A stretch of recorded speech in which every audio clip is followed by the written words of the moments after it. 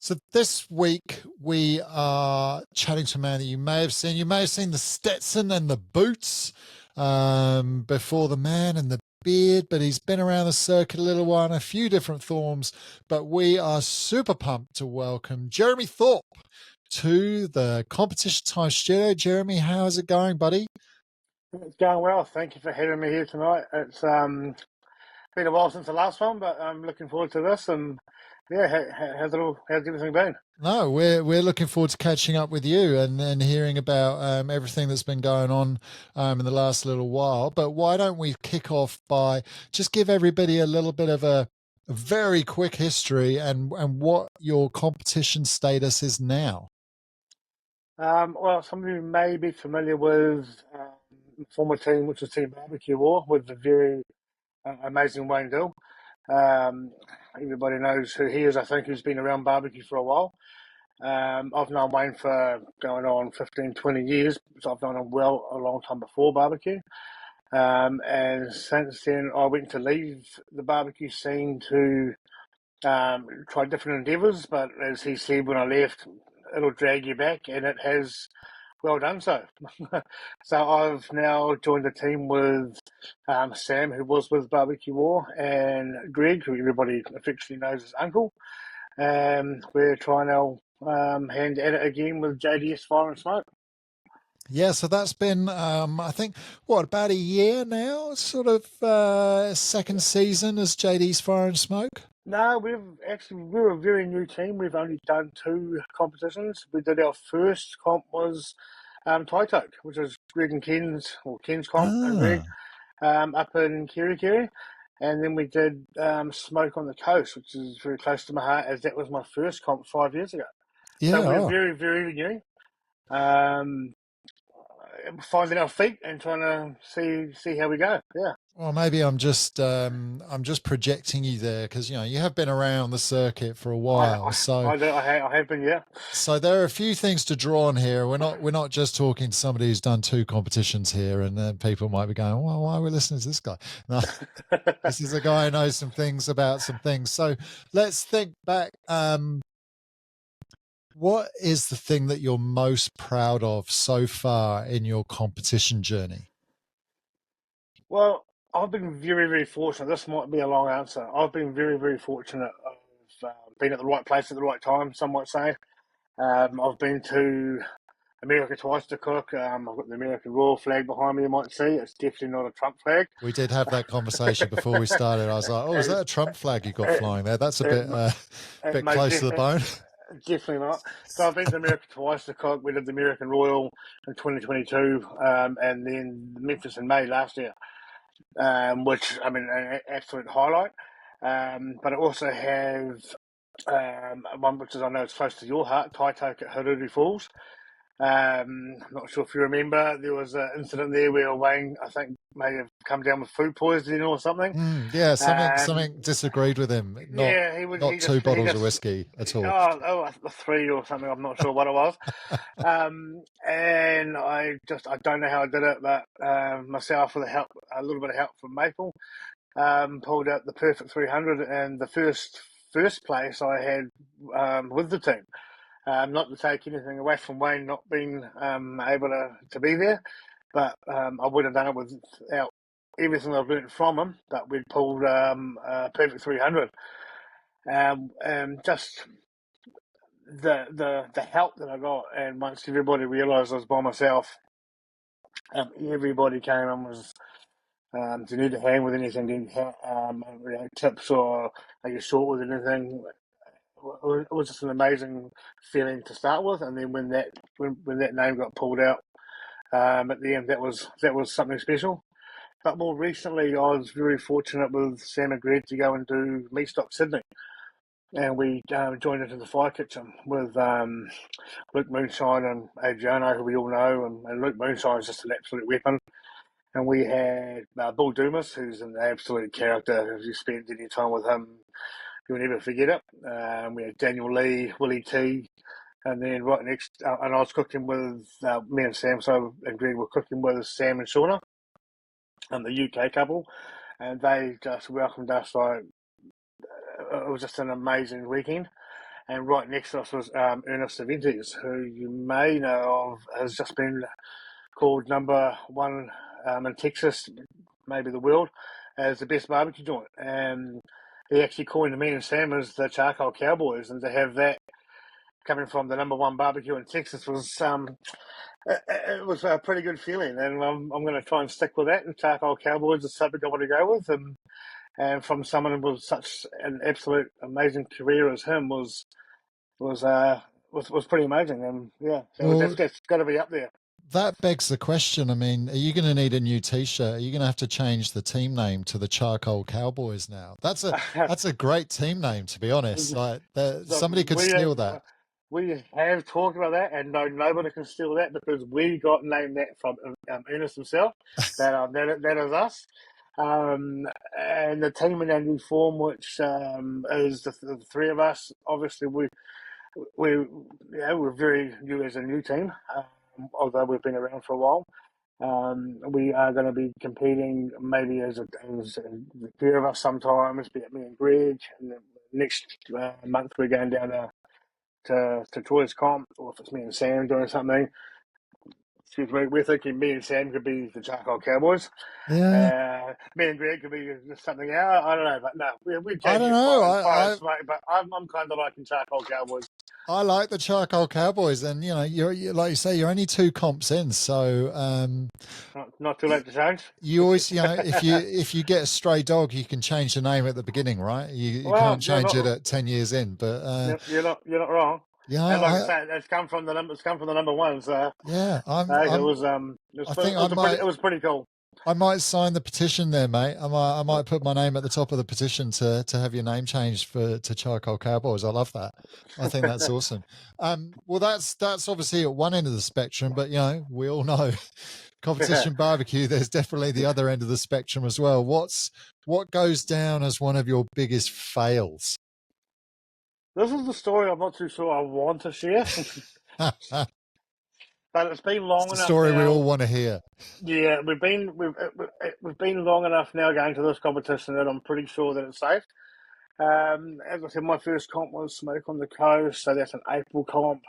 The same year we went down to Napier, which is a comp that we all know and love, the West Shore Barbecue Comp with Brendan. That's amazing. And Wayne has that the cabin that we post up next to with the tank, and it's an amazing um, advantage for us, well, advantage luxury for us, I should say. We are very good at preparation and on the way down of what we want to do for the competition. We're not real good on what we want to do for ourselves to eat. We've turned up to many a comp with no food for ourselves. So this time we thought we'd prepare ahead, and we went down and got some stuff. Wayne's like, oh, we'll go cook that garlic bread. So I popped inside and did a quick check of the oven and looked okay, and cranked the thing right up to high as you do, and chucked the garlic bread in. Went back outside and was sitting there chilling away. And then the head judges turned up, which happened to be Uncle. And he comes down, hey, what's going on with your flat there, boys? It's looking a bit smoky. And as I looked up, I just see smoke billowing out of the unit with the alarm going off. And I'm thinking, oh, what have I done? And I run back inside and I rip the oven door open to be met with like 3 foot flames out of the oven. it was it was spectacular. What I had failed to realise was at the bottom of the oven there was a black silicon baking tray sitting on the Oh element. no. I thought it was a flat bottom stove. So this silicon does not go very well under a hard element, and that noxious smell was with us for the whole 3 days. The next year we went down, I was still expecting to smell it, and there's still, to this day, is staying out the front of where I dropped that silicon tray.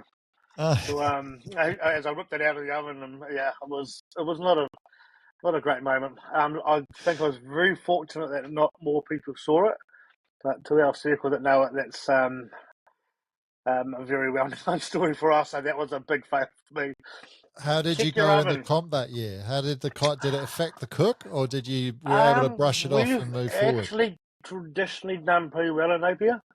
I do believe we got a couple of walks there, a couple of trophies, which was always good, and the following year as well.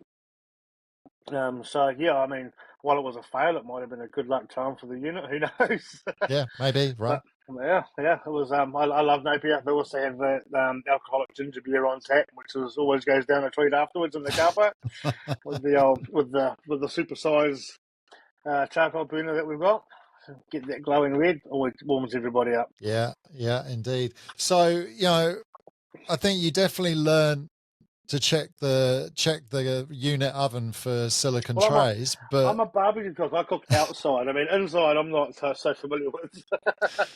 maybe we can leave the ovens aside now. But what's been the biggest learning moment that you've had in competition?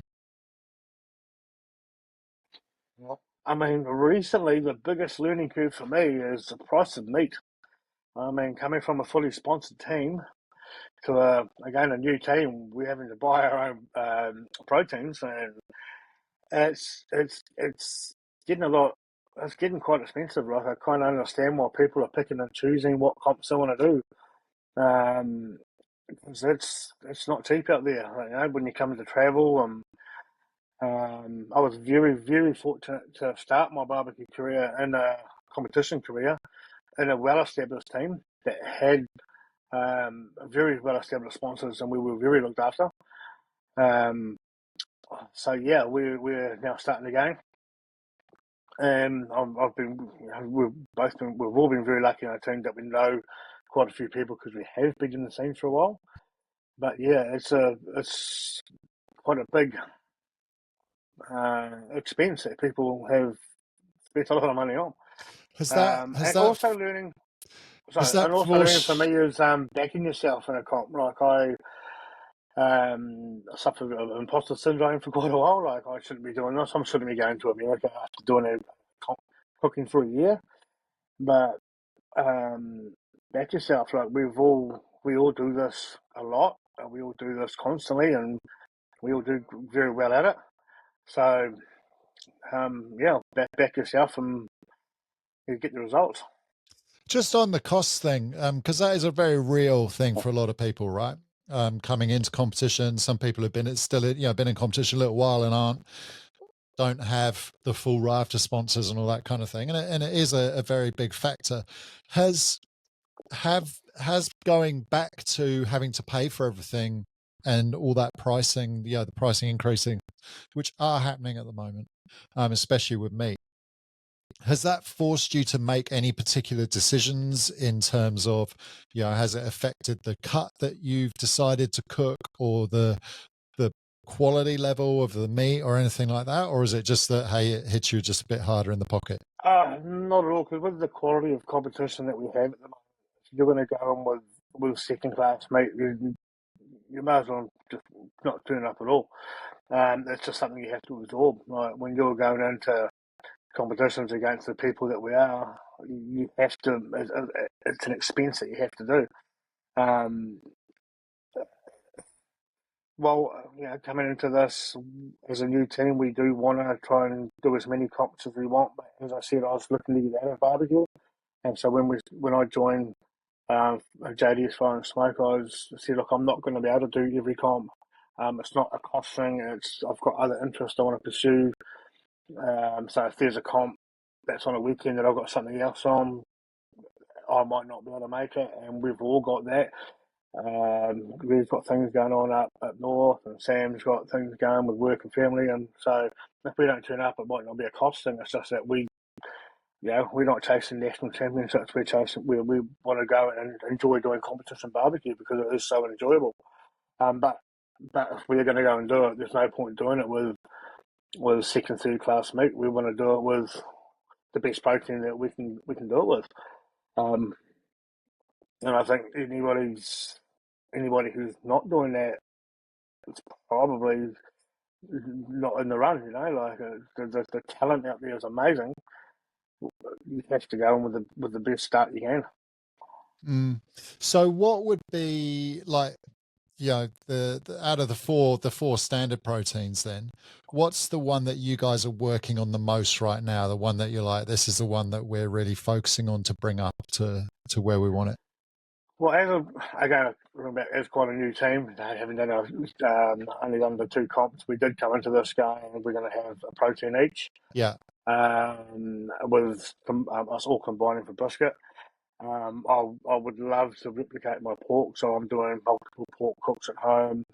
I think myself overcomplicated things by I've done this and I've done that and let's do that. Well, I think I need to go back to what I I like, which is what I do up in Taito, and push that and get that sort of nailed. Yeah, both. So for you, it's Sam, pork then. So you're working on pork the most for for, yourself. Yeah. yeah, for myself, but for the team, Sam's doing chicken, and he's not fixated. He's concentrated on doing chicken. He wants the result with that, and he's very very calculated, and he's done amazing prep and work with that. So it's probably the most for the team is the chicken with Sam. For myself personally, it's the pork. But yeah, it's Mm. one step at a time. If he can do the pork and Greg's got his ribs down, and he's had a call. Both the comps that we've had, I think Greg's had a call for a new team for us. That was pretty cool. Getting calls for the first one, 2 calls for the first comp, 2 calls for the second. It was pretty special. But Well, we touched on it there for a moment, because you were talking about, the fact that you've taken pork, Sam's doing chicken, Greg's doing ribs, and you're all doing brisket. But what does your prep routine or your comp routine look like? Like, how far back do you guys start? Do you all take responsibility for the prep of your particular protein, or does somebody do kind of all the meat trim or anything like that? Like, how does it work for a team of three? for a team of three, we have taken a protein on each. For Sam, unfortunately, been chicken. I think chickens, from what I've seen with previous podcasts you've done on this, it seems to be everybody's demon. That's everybody's. Um, it seems to be the longest prep for the shortest cook. Also, you Yeah, put all that, probably. you put all that work in for 2 hours to cook, and I've heard you say you could ruin it yourself in the last 30 seconds by shouldn't I? And it's so Sam's 4 days out. He's getting chicken ready and he does amazing work with it. Um, I'm coming from having everything sort of there ready to go to pulling my kitchen apart and taking the stuff that I want to, get my go kit ready to go before I leave. I haven't quite got the nuts and bolts of that sort of sorted out yet. So I'm sort of 2 days ahead, start stressing out and what do I need? Don't take what you don't need, and only take what you need, and so forth. And so yeah, we prep as much as we can before. I don't obviously need 4 days from a pork. I'm quite lucky in that respect. Um, but yeah, we try and we're trying to get to the stage where we're doing like yourself, where you've got everything ready to go. You're only taking what you need with maybe a backup if something goes wrong. But we're still trying to work out our flavours and to also change completely the way we're cooking as well. So we're just sort of working all that out, and yeah. And what's your comp setup? Like, what are you cooking on? What are you cooking out of? Like, you guys are in gazebos. I think there isn't a trailer as yet. Yeah, watch this space. We are working towards that. Oh, I think it sort of seems to be the way to go. Um, More so for the pack up and pack down, but I mean, hey, that's all part of it. Yeah, we've got the big gazebos, and we've got a couple of them on the go. And between the three of us, and we can get together a pretty good site. Cook wise, we've gone from, as I say, with barbecue all with Wayne, we had the big offset. We did the cook with, I did the class side with the cooks, the hot and fast. That was probably another, coming back to a previous question, another big learning curve. I'm going from your traditional low and slow to let's see how fast we can cook stuff. So we've gone to also Wayne's kiwi cans. yeah. So Which we've are got, they're kind of like a drum, right? They're just a kind of yeah, they're a octagonal different, drum. they're a different version of a pit barrel or a Yeah. drum. Yeah, they're essentially a drum smoker. So we're running two of those and a Traeger at the moment.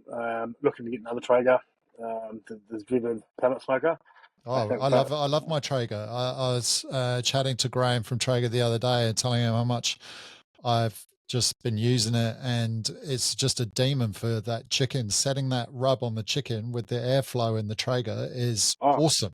it's something else. But funny story about my pellet grill journey was there was a Green Mountain grill that came up northways. It was for $50, and the photo was in the back of this garage somewhere. It looked pretty not even look worthy. And then it dropped down to $30. And I said to Uncle, "Hey, this is just around the corner from you, mate. Can you go grab this for me?" "Yeah, no worries, nephew. I'll drop it off to you next time I'm in Auckland." And he dropped it down. Had a new control board. I'm like, well, for $30, we'll see how we go. Best $30 I've ever spent. It does a rib like you wouldn't believe. It is amazing. That thing pumps out meat for $30. There you go. Doesn't it's have to be it's expensive, does it? it is amazing. Which has now got me into the Traeger. I got the 885. I'm looking to get another one of those or something bigger if anyone's got something floating around at a good price. Just so we can get a protein per cooking unit. Yeah. But yeah, that's what we're cooking out of at the moment. Yeah, I mean, if you've got the 885 though, you could pretty easily do two proteins in that if one of them's chicken, because then the Oh, chicken's only a quick cook, right? So it can come out and you could have ribs in there, you could have pork butts in there, you can have anything in there, to be honest. So yeah, I but think we're there's one of enough those sort space of in an 885. yeah, and I think what we did with the last one at the Smoke on the Coast is we got both the brisket and the pork in a can each, and got that good fat drip down flavour coming back through, and that open fire, which I think everyone's loving at the moment. And then yeah, just have it set in the Traeger. It's just be handy to have a second one at a different temp to Hmm. run, but well, we can't all be all right. John from Smokesman have a Traeger per protein. We will work up there, but we'll see how we go. But yeah, I think they've come a long way, and yeah, well, people used to have a bit of I don't know, hate for those sort of smokers. I think they're actually really good for compensating, especially when you want the consistency. Exactly. Have you got a favorite blend or a favorite type of the pellets that you run specifically in Uh, the comp that's one? some- that's still something I'm experimenting with. If you've got any tips on that for me, I'm very well. Would be loving to hear some of those. But nah, at the moment, I'm using just a Samba Mesquite. I haven't experimented too much with the Traeger ones yet, but that will be next. I like I think they call it the signature blend, which is maple, hickory, and cherry, I believe. I like that one. Okay, that sounds So I've got some of those, and then I also got some just bags of cherry and hickory, and a couple of bags of pecan. So I want to kind of play with a little bit of a mix of those as well. I know Noel has a very specific. I know it's 50% cherry, and I think it's 50% hickory. He runs. I think, can't be 100% sure, but yeah, I mean there are lots of different things to play with. But I've always liked a little bit of maple in a lot of our cooks. that bit of sweetness that comes through. Yeah, a little sweet smell to the smoke and all that kind of thing. But yeah, I think their signature blend is really good. Actually, I think it's Okay. a good bag to have. Um, right, what about any rituals or superstitions? Things that have to be in certain places, things that have to be Well, worn. Is the hat a superstition now? oh, the hat's not something superstitious. Is it a Um, ritual? there's, there's a few stories behind the hats, but probably the biggest one that I've got is at about 6:34 in the morning. I'll have a drink of a Stella to wash down the 6:33 shot. The 33 shot. Yeah, yeah. Well, it's funny. Some people have really embraced the after shot. It's like après shot, Yeah, because you have Morgan and Mandy who always, as soon as they've and had their shot, they go off for they, espresso martinis. yeah, and then Um, Norm goes off for his port. yeah, Norm has Yeah, port. You have a beer.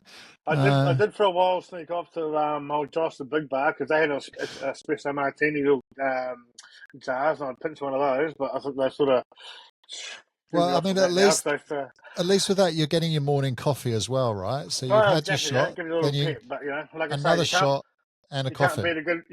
beat a good Stella at 6:30 in the morning after a shot of JDs.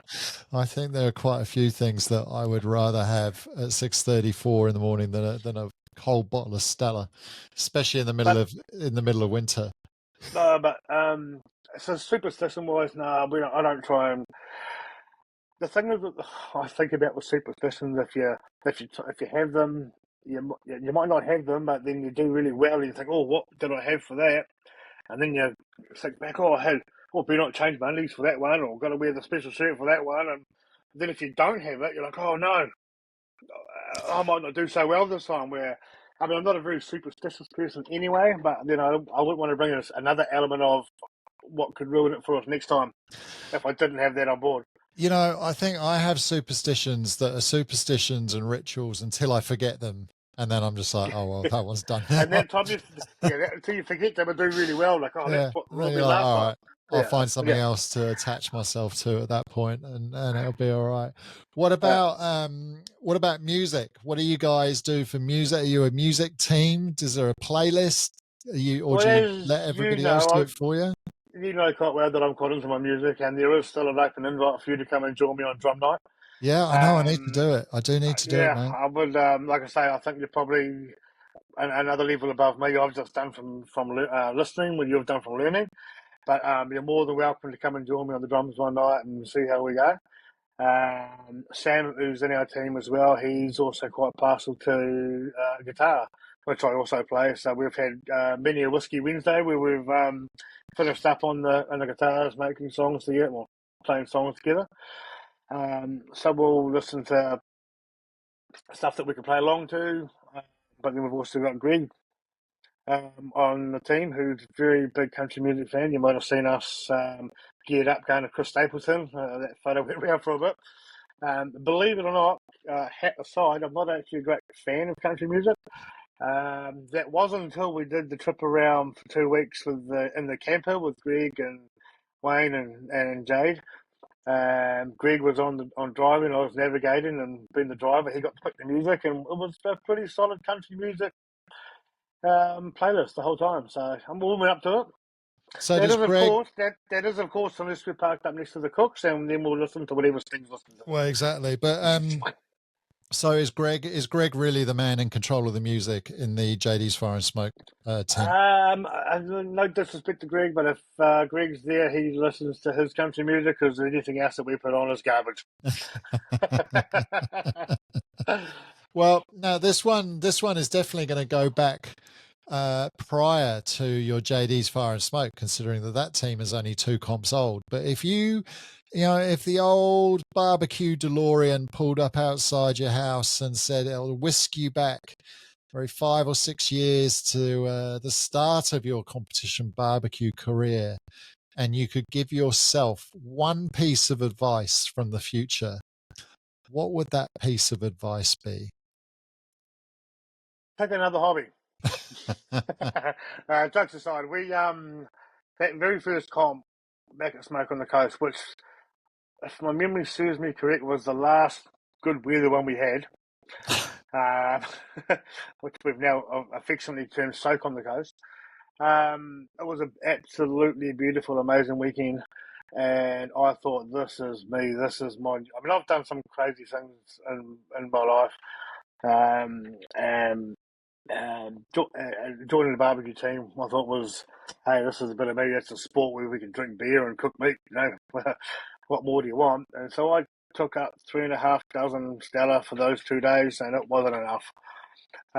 So my advice is you don't need to drink 4.5 dozen Stella in 2 days.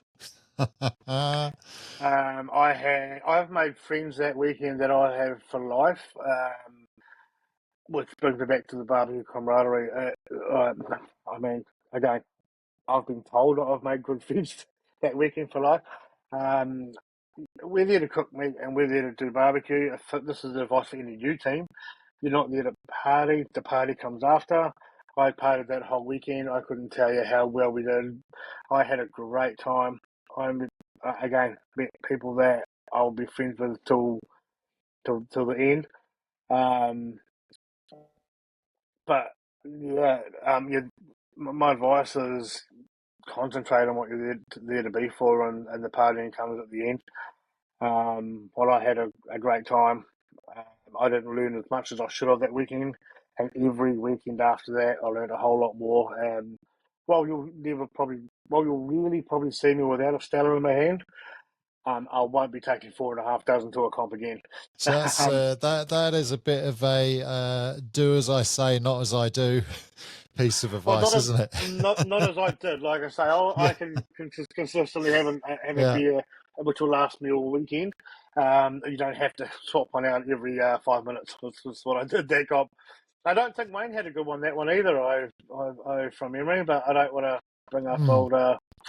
Well, we might hear that Oh, story on an upcoming episode. But what's one thing that you'd maybe like to see come into the New Zealand barbecue scene, and one thing that you'd never want to change, and you're not allowed to say the people because that is the easy way out. then what am I supposed to do now? um, it's a hard one because we've got such a small population. Having seen what it's like in America and seen what it's like in Australia, it would be amazing to have more competitions. I'm sure it's been brought up before. Every single comp we go to, we're competing against the best of the best. You know, you've always got the cook cartels, you've got the vendors, or beers, sorry, the big bar, the rum and queues.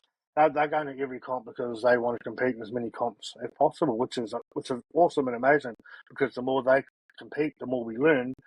But as you know, you go to America, there's in one state, there's 10 different comps you can do in a weekend. You can pick and choose what ones you want to go to. Like, it would be nice to go to a comp one weekend when they're all doing something else and we've got a chance to make a top five. uh, but that being said, I wouldn't take away them not being there. You know, Steve and Mike are just absolutely clinical in what they do. Um, Troy is absolutely one of the most, he's all round GC before he even likes a barbecue. He's just one of the characters of barbecue you wouldn't want to miss. Matt and Casey, I mean, you know, but Wayne, if any new team needs a hand, go see Wayne, he'll help you out. Josh, like everyone, they're just so. It comes back to the people. I wouldn't change that at all. All right, we'll let you off. We'll let you have it just this one time. Just this one time. And Hey, I forgot somebody, yourself included. You've been amazing throughout. Anytime I want to, yeah, you pop up, I pop up your comp. You're always ready to talk. You know, if I'm short of anything, you're always the first one to help out, and you know you're up there with them. It's I forget to mention that because I'm looking at oh, you, but don't worry. hey, No, you well, know, thank you. you're up there as well. That's you guys are all part of the scene of New Zealand barbecue that makes it so wonderful to be a part of. That's what it's all about. At the end of it, it's what it's all about. So, what have you guys set? What is the comp goal for you guys, like this year, like the rest of this year? What's your kind of thing where you'll go, hey, that's that we've achieved that. That's what we set out to do this year with a brand new team. I think obviously the goal with any team. I mean, you don't turn up to a comp without the intention of winning. Otherwise, why are you doing it? And that's the attitude we go into with all of our comps. But obviously, we've a lot to learn as we're cooking on all new different barbecues. We've got a whole different team dynamic with what we're doing. I'd love to GC a comp. I'd love to win a protein. We've had a couple of good calls, maybe a couple of walks would help the confidence a bit. I'd love for Sam to get a walk with chicken. I'd love the team to get just a little bit more for it so we can get a little bit of momentum into the video. Again, as a team, I don't think we're going to be doing a championship chase in regards to cooking every comp in that respect. But I mean, hey, start of next year, if we start doing really well, that could all change. You know how it works. Indeed. But hey, yeah. So we just want to get our feet on the ground and get some routine and some process consistency. Consistency is probably more than the one over everything. Consistently build on what we've done and do a bit better. Brilliant. Well, mate, it's been awesome to have you pop by and chat with us. Competition time. Thanks for making the time, and good luck with the rest of this season. It's awesome to see you guys all back after, the exiting out of BBQ War. It's great to see you back with JD Fire and Smoke, or maybe it's going to be the Charcoal Cowboys very soon. Who knows? I'm going to keep on nudging you guys to change the name, but regardless of what the name is, I always look forward to seeing you at a comp with Sam and Greg, and we hope we're going to see you soon. And thank you for stopping by. Hey, I just also want to thank everybody as well. Like we've come back as everybody obviously just say knows who we are, but everyone's also been very, very supportive of us coming back to the new team. And thank everybody for that. If anyone wants to follow us on JD's Phone and Smoke and all the usuals, please do that. And also, some of you might have seen Whiskey Wednesday, the little thing we've started. Get in on that, and we'll probably do a few filmings of it at the next comp. If anyone's got any good, we'll have the whiskey. If you want to bring a good vibe over, we'll do a filming for the next film. We always love a guest spot. You might be first up, Alex. Who knows? Ooh, there you go. But yeah, thank you for everyone. Thank you for Chesters for looking after us. Apex for looking after us as well. And thank you for having us here. Yeah, thanks for your time.